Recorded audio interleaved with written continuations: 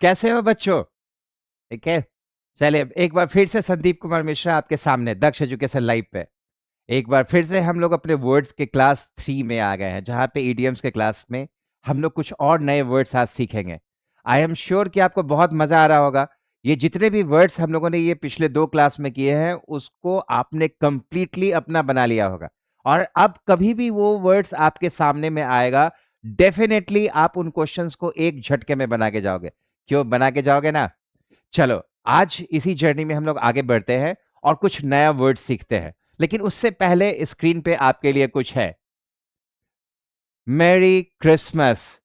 तो आप सभी बच्चों को पूरे दक्ष परिवार की तरफ से क्रिसमस की बहुत सारी शुभकामनाएं। बहुत अच्छे से फेस्टिवल सेलिब्रेट करें, आनंद उठाए और मजा ले। और इसके साथ साथ अपने आप को पूरी तरीके से तैयार कर ले कि आगे आने वाला कोई भी एग्जाम आपसे न बचे और आप आसानी से उसको क्रैक कर सके। क्यों? और इस सफर में हम आपके साथ ही है, जो अपना इस टैग लाइन के साथ आपके साथ मौजूद है। सरकारी नौकरी की ना होगी टेंशन, जब हो दक्ष में एडमिशन। तो चलते हैं अपने इस जर्नी पे, बढ़ते हैं आगे और एक नया वर्ड आपके सामने लेके आते हैं।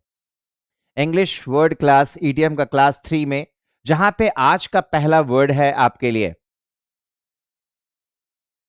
आज का पहला वर्ड जो है आपके लिए वो है इन द फास्ट लेन। भाई ये वर्ड जो आपका दिख रहा है, ये अपने आप में सजेस्ट करता है कि फास्ट लेन की बात हो रही है, मतलब तेजी तेजी भागना है। ठीक है, जल्दी जल्दी में काम करना है। इसका आपको पिक्चर दिखाता हूं, जिससे आपको ये समझना ज्यादा आसान हो जाएगा। सबसे पहले देखिए, ये एक रोड का चित्र दिख रहा है, जिसपे ये कार है और एकदम से खाली ये रोड दिख रहा है। लेकिन खाली रोड नहीं है, ये कार की जो स्पीड है ना, वो एकदम फास्ट लेन में भागी जा रही है, तेजी से भागी जा रही है। और इसी की वजह से इसका स्पीड अप दिख रहा है। एक दूसरा पिक्चर दिख रहा है, जहां पे ये भी रोड का दिख रहा है, लेकिन इसका ये ड्रेसअप देखिए किस तरीके से तैयार है। एकदम लग्जरी लाइफ में अपने आप को ये बंदा दिखा रहा है।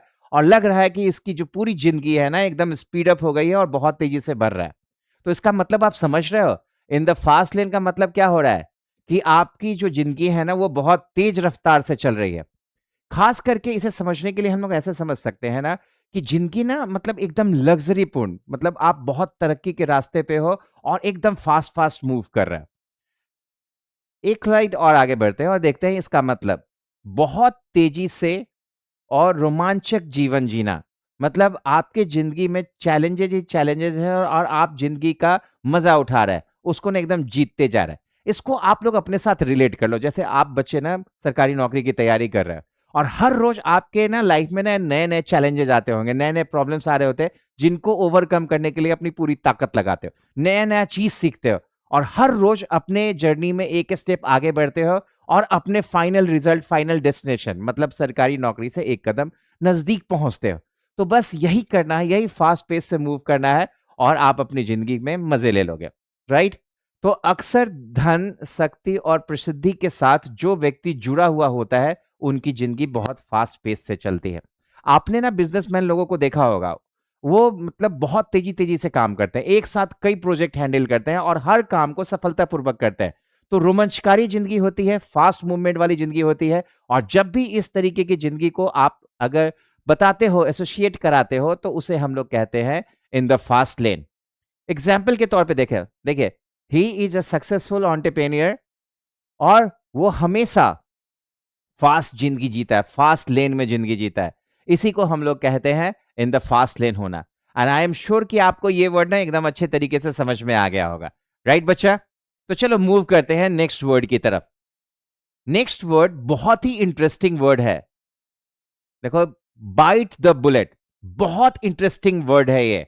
आपको पता है, मतलब जब मतलब अंग्रेजों का शासन था हमारे यहाँ, और उस टाइम पे जो मतलब युद्ध वगैरह होता था ना, तो अपनी जो हॉस्पिटल्स जो थी वो अत्याधुनिक नहीं थी। वहां पे हमारे पास जो दवाइयों का भी पूरा मतलब समुचित व्यवस्था नहीं हुआ करता था।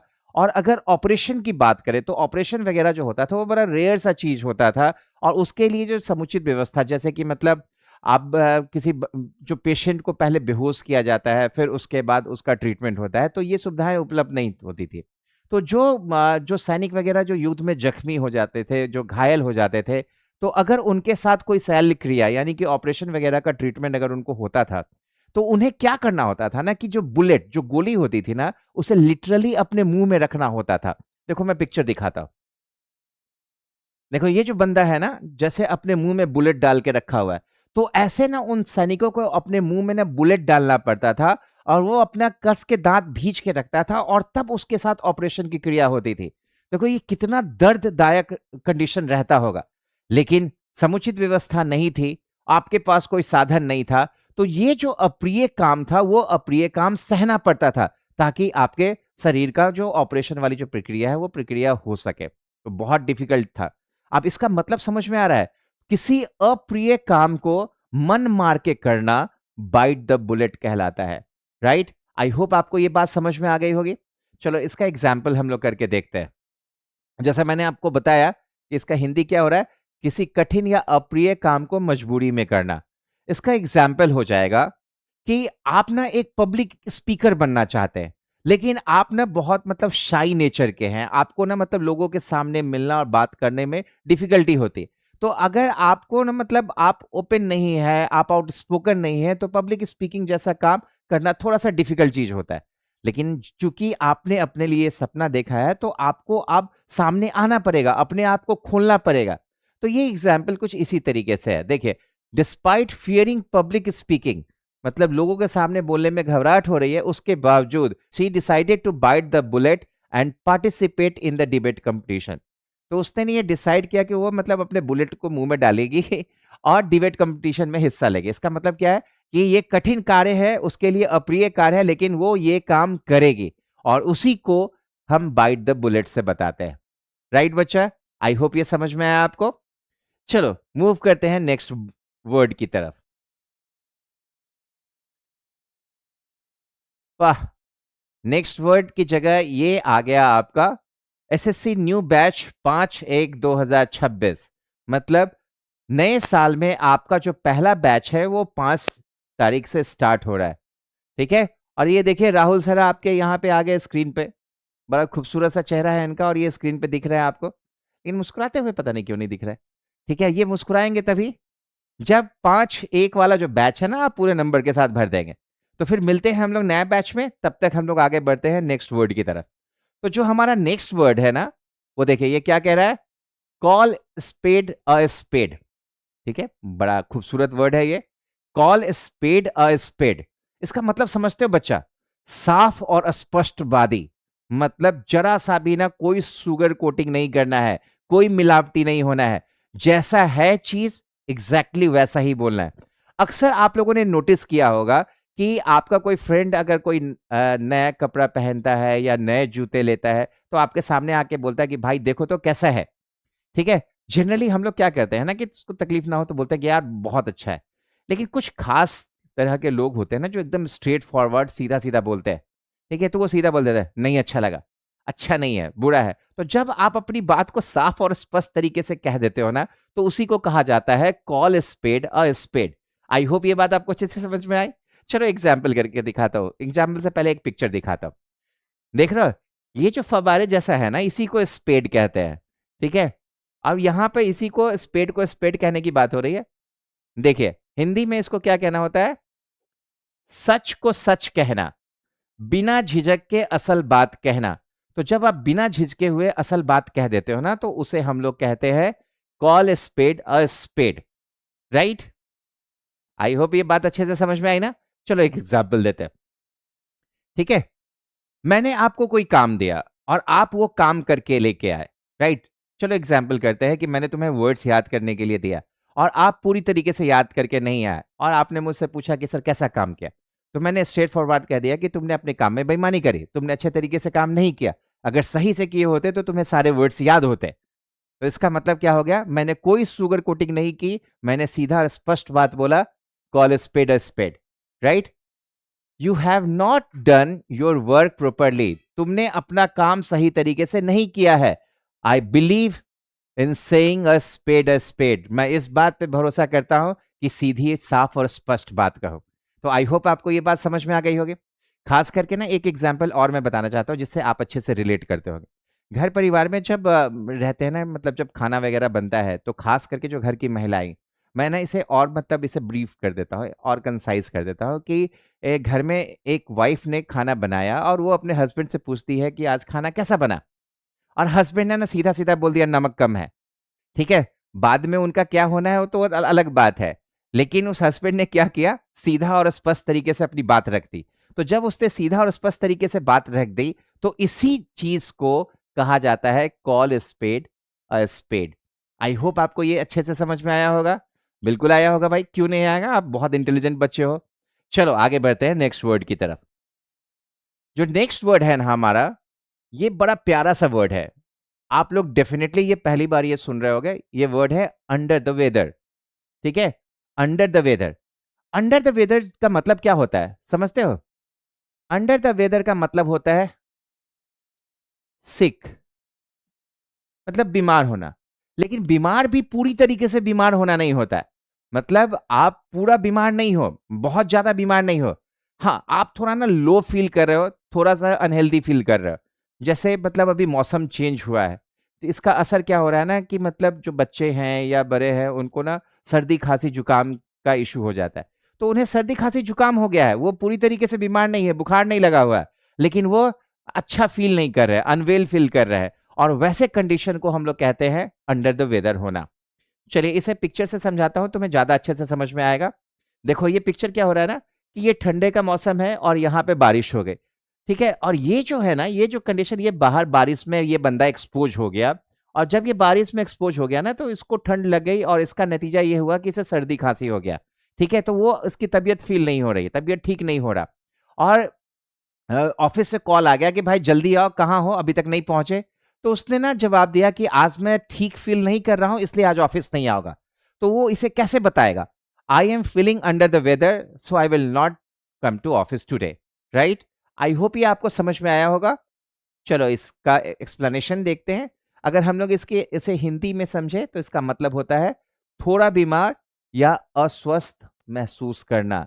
तो जब आप अपने आप को थोड़ा बीमार या अस्वस्थ महसूस करते हो, तो उसे कहते हैं अंडर द वेदर होना। राइट?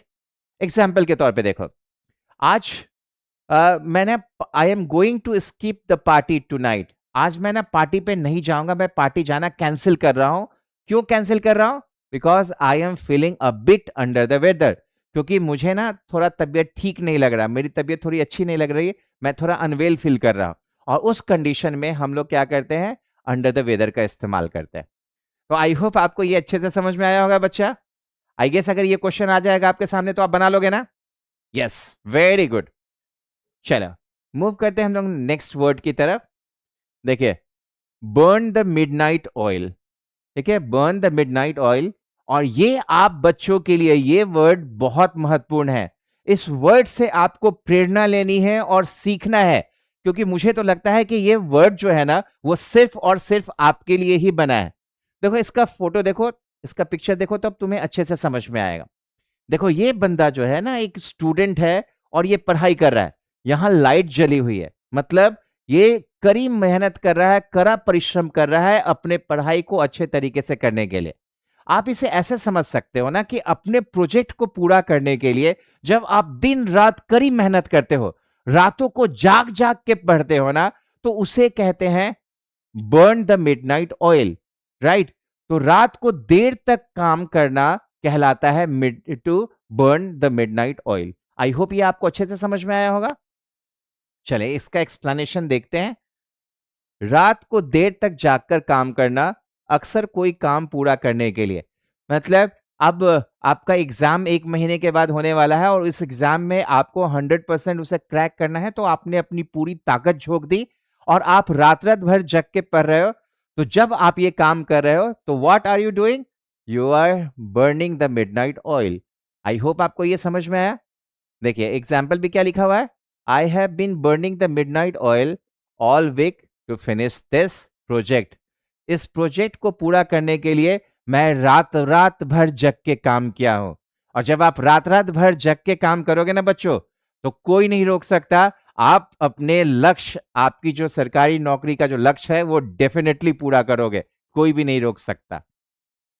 चलिए आगे बढ़ते हैं हम लोग नेक्स्ट वर्ड की तरफ। ये भी बहुत नया वर्ड है आपके लिए, ग्रीन हॉर्न। बड़ा नया है लेकिन नया नहीं है, मतलब ये जो इसका मतलब होता है ना वो नया नहीं है। ठीक है। ग्रीन हॉर्न, ग्रीन हॉर्न का मतलब होता है, चलो मैं एक फोटो लगा के दिखाता हूं, देखो शायद तुम इसे पहचान पाओ। देखो ये लड़का है, एक रूम में है, लेकिन बड़ा अनजाना सा फील कर रहा है। ठीक है, इसके चेहरे के हाव भाव से ये क्या लग रहा है ना कि ये अपने आप को यहाँ पे फिट नहीं पा रहा है, मतलब ये इनएक्सपीरियंस सा लग रहा है, नौसिखिया सा लग रहा है इस माहौल में। ठीक है। जब कोई बंदा किसी नए जगह पर पहली पहली बार काम करने के लिए जाता है, तो उस जगह से अपने आप को वाकिफ कराने में, उस काम को समझने में उसे थोड़ा सा समय लग जाता है। और जो ये थोड़ा सा समय वाला जो पीरियड होता है ना, उसी पीरियड को हम लोग क्या कहते हैं, ग्रीन हॉर्न, मतलब इनएक्सपीरियंस्ड बंदा, नवसिखिया बंदा। और उसी काम को वो लगातार करते करते तो वो एक्सपर्ट हो ही जाता है। ऐसा कोई भी नहीं दुनिया में जो वो पहले दिन से ही एक्सपर्ट हो। वो यहीं पे आता है, यहीं पे काम करता है, और यहीं पे काम करते करते अपने काम में दक्ष हो जाता है। और जब वो अपने काम में दक्ष हो जाता है तो वो ग्रीन हॉर्न से एक्सपर्ट बन जाता है। राइट बच्चा? आई होप आपको ये बात समझ में आई होगी। तो चलो एक एग्जाम्पल भी दिखाता हूं। सबसे पहले इसका हिंदी मीनिंग देखिए, यहां पे ये क्या लिखा हुआ है, अनुभवहीन व्यक्ति या नवसिखिया। ये क्या कह रहा है, he is a green horn in the marketing world but he is learning fast. मतलब वो मार्केटिंग के दुनिया में एकदम नया नया है, अभी उसने जस्ट कदम लिया है, इनएक्सपीरियंस्ड है, लेकिन उसे सीखने का शौक है। और वो आगे आने वाले समय में वो बहुत बेहतर मार्केटर हो जाएगा और अपने काम को बहुत तेजी से ग्रो कराएगा। राइट? तो आप बच्चों भी इस बात को समझ लो कि भले ही आपने अभी जस्ट शुरुआत करी है, हो सकता है कि अभी आप इनएक्सपीरियंस नवसिखिया हो, लेकिन लगातार काम करते करते आप अपने काम में एक्सपर्ट हो जाओगे, अपने काम में दक्ष हो जाओगे। और आपके लिए क्वेश्चन सॉल्व करना, आपके लिए वर्ड्स के प्रॉब्लम सॉल्व करना एकदम चुटकियों का खेल होगा। You guys will be the master. Right बच्चा? Well done. Now moving to next word, next word की तरफ चलते हैं। और देखो नेक्स्ट वर्ड ये है हमारा white elephant. White elephant, white elephant हम लोगों ने तो काला वाला है एलिफेंट देखा है, ये तो व्हाइट एलिफेंट आ गया। व्हाइट एलिफेंट का मतलब क्या है, जरा इसका पिक्चर देखें, इसका पिक्चर किस तरीके का है। बड़ी खूबसूरत ग्रीनरी है, ये यहाँ पे हाथी दिख रहा है, लेकिन ये नॉर्मल कलर के हाथी से थोड़ा अलग है, थोड़ा ब्राइट हाथी है, थोड़ा उजला जैसा हाथी दिख रहा है ये। राइट बच्चा? तो इसे व्हाइट एलिफेंट कहते हैं। क्या बच्चों आप व्हाइट एलिफेंट का मतलब समझते हो? व्हाइट एलिफेंट का मतलब होता है, मतलब कुछ ऐसा चीज जो दिखने में तो बहुत खूबसूरत हो, लेकिन बहुत महंगा हो, और वो महंगा, अत्यधिक महंगा होने की वजह से ना आपके लिए यूजलेस जैसा हो रहा। मैं इस वर्ड का ओरिजिन आपको बताता हूं। ये बेसिकली ना, ये थाईलैंड से कहानी ये ली गई है, थाईलैंड के एक कहानी से ये वर्ड को उठाया गया है। थाईलैंड का एक राजा जो था, वो अपने एक दरबारी पे एक बार नाराज हो गया, गुस्सा हो गया। और जब वो गुस्सा हुआ ना, तो उसे सजा के तौर पे एक बहुत ही खूबसूरत सफेद हाथी दिया, व्हाइट एलिफेंट। अब ये बाकी के सारे दरबारी थे, वो सब परेशान, वो अचंभित कि अरे राजा इस पे गुस्सा हो गया और बदले में, सजा के बदले में उसे पुरस्कार दे रहा है, उसे व्हाइट एलिफेंट दे रहा है। इनफैक्ट जो दरबारी जिसकी वजह से राजा गुस्सा हुआ था, वो भी खुश कि राजा ने तो उसे इनाम दे दिया। वो बहुत खूबसूरत हाथी लेके अपने घर गया। लेकिन कुछ ही दिनों में उसे इस बात का एहसास हो गया कि ये तो बहुत महंगा सौदा है, ये हाथी ना उसके लिए गले की हड्डी के जैसा हो गया। अब ना उसे निगलते बन रहा है, ना उसे उगलते हुए बन रहा है, क्योंकि हाथी तो बहुत खाता है। उसके मेंटेनेंस, उसके रख रखाव और उसके इलाज में बहुत पैसे खर्च होने लगे। तो उसे समझ में आ गया कि राजा ने कितने चतुराई से उसे सजा दिया है। और अब वो इस सजा से बचने के लिए वो राजा के पास जाता है, राजा के कदमों में गिर जाता है, उससे माफी मांगता है कि अब दोबारा से ऐसी गलती नहीं होगी। तो बाकी के सारे जो दरबारी, जो मतलब अचंभित थे कि राजा ने उसको इनाम दे दिया था, अब उन लोगों को भी ये समझ में आ गया कि राजा कितना चतुर आदमी था, उसे ऐसी सजा दी कि अब दोबारा वो इस तरीके की गलती नहीं कर सकता। राइट बच्चा? आई होप आपको ये समझ में आ गया कि सफेद हाथी का मतलब क्या हुआ। चलो इसे एक और एग्जाम्पल के तौर पे देते हैं। ठीक है। मतलब मेरा एक दोस्त है, उसको उसके नाना जी ने ना एक पुरानी गाड़ी, मतलब जो नाना जी का कार था, वो कार उसे गिफ्ट कर दिया। पहले तो मेरा दोस्त बड़ा खुश हुआ कि उसके नाना जी ने उसको कार गिफ्ट किया, लेकिन थोड़े ही दिन के बाद उसे समझ में आ गया जो पुरानी गाड़ी होती है ना, वो जितना ज्यादा मजा देती है उससे ज्यादा सजा देती है। कि जब भी उसे कहीं जाना होता था, तब भी उसे गाड़ी में ना कुछ काम करवाना पड़ता था। मतलब वो कार चलाने से ज्यादा वो कार बनवाने में अपना समय खर्च करता था, बार बार गैरेज जाता था और गैरेज जाके गाड़ियां ठीक करवाता था। तो इस तरीके से हम लोग ना इससे समझ सकते हैं कि कोई ऐसा चीज जो आपको गिफ्ट में मिल जाए, ठीक है, आपको ऐसा चीज हो जाए जो आपके लिए कॉस्टली हो, ठीक है, लेकिन यूजलेस हो। ठीक है, आपके लिए वो बहुत महंगा दिख रहा हो, लोगों को दिख रहा हो कि बहुत महंगा हो, लेकिन वो किसी काम का ना हो, वो बेकार हो, वो आपके परेशानी का वजह बन जाए, तो उसे हम लोग कहते हैं व्हाइट एलिफेंट होना। एग्जाम्पल के तौर पे देखिए, that big house is turning out to be a white elephant, maintenance cost are killing them. मतलब ये जो बड़ा घर जो आप देख रहे हो ना, ये उनके लिए ना आप एक सफेद हाथी के जैसा हो गया है। ठीक है, अब उसका मेंटेनेंस कॉस्ट भरते भरते ही ये परेशान है, उनको लग रहा है कि ये उनके लिए गले का हड्डी हो गया है। तो आई होप कि आपको अब ये व्हाइट एलिफेंट अच्छे तरीके से समझ में आ गया होगा। अब इससे रिलेटेड कभी भी कोई भी एरर्स आए, कोई भी वर्ड्स सेगमेंट से सवाल पूछा जाए या क्लोज टेस्ट में ये आए, तो डेफिनेटली आप इसको बना लोगे। राइट बच्चा? चलो मूव करते हैं हम लोग नेक्स्ट वर्ड की तरफ। देखिए नेक्स्ट वर्ड हमारा क्या कह रहा है, अ storm in a tea cup. वाह, ये तो बड़ा कमाल का वर्ड है भाई। अ storm in a tea cup मतलब चाय के प्याले में तूफान। ये तो गजब है भाई। आप इस वर्ड को कैसे समझेंगे हम लोग? थोड़ा सा इसका पिक्चर दिखाता हूं। देखिए, ये पिक्चर आप इसको देख के ना रिलेट कर सकते हैं। देखो ये चाय की प्याली है और चाय की प्याली के ठीक ऊपर तूफान जैसा दिख रहा है कि एकदम ना बादल गरज रहे हैं, बिजली बिजली चमक रहा है, तो ये तूफान का प्रतीक है। अब चाय के प्याले में ये तूफान का आना से मतलब क्या हो रहा है? देखो इससे इसका मतलब ये निकल के आ रहा है कि किसी छोटी सी बात को इतना ना बड़ा बना दिया जाए, इतना ना उस पे शोर करना शुरू कर दिया जाए कि वो ना मतलब एक लगे कि पता नहीं एक क्यों सा स्थिति हो गया हो। ठीक है, वैसी कंडीशन को हम लोग कहते हैं storm in a tea cup. जैसे आमतौर पे हम लोग ना अपने नजदीकी जीवन में देखते हैं, कभी कभी हम भी कर जाते हैं, आप लोग भी कर जाते होंगे। आसपास में हम लोग हमेशा इस चीज को रियलाइज कर सकते हैं, देख सकते हैं। एक एग्जाम्पल बताता हूं जिससे आप रिलेट कर सकते हैं। ठीक है, आप एक रेस्टोरेंट में गए, आपने खाने का ऑर्डर किया, और जब वेटर वो आपके लिए खाना और पानी लेके आया, वो गलती से उसका पैर जो है ना वो फिसल गया और वो आपके ऊपर गिर गया, और वो जो पानी जो था वो आपके शरीर पे गिर गया। तो इस पे ना आप एकदम से भड़क गए, उस पे चिल्लाने लगे जोर जोर से, मतलब शोर करना शुरू कर दिया। जो रेस्टोरेंट में बैठे हुए बाकी सारे लोग थे वो आपकी तरफ देखना शुरू कर दिया। इतना डांटने के बाद भी आपका मन नहीं भरा, आपने मैनेजर को बुलाया, मैनेजर को भी डांटा और उसे कहा कि इस बंदे को नौकरी से निकाल दो। तो बताओ ये छोटी सी बात थी, हो जाती है गलती किसी के साथ भी। तो अब ऐसे गलती के लिए इतना शोर शराबा करना, इतना दिखावा जो करना है ना, अगर कभी कुछ इस तरीके की स्थिति बनती है, तो वैसी स्थिति को हम लोग क्या कहते हैं? Storm in a tea cup. I hope आपको ये वर्ड अच्छे से समझ में आया। तो आप बच्चों इस बात का ध्यान रखिएगा कि आप ना छोटी बात को ना एकदम लंबा बढ़ा चढ़ा के विवादित मत बना दीजिएगा। जितना कम से कम में हो कट शॉर्ट करके बात को खत्म करने की कोशिश करना है। ठीक है, चलिए इसका एक्सप्लेनेशन देखते हैं। छोटे मुद्दे पर बड़ा हंगामा, तिल का तार बना देना।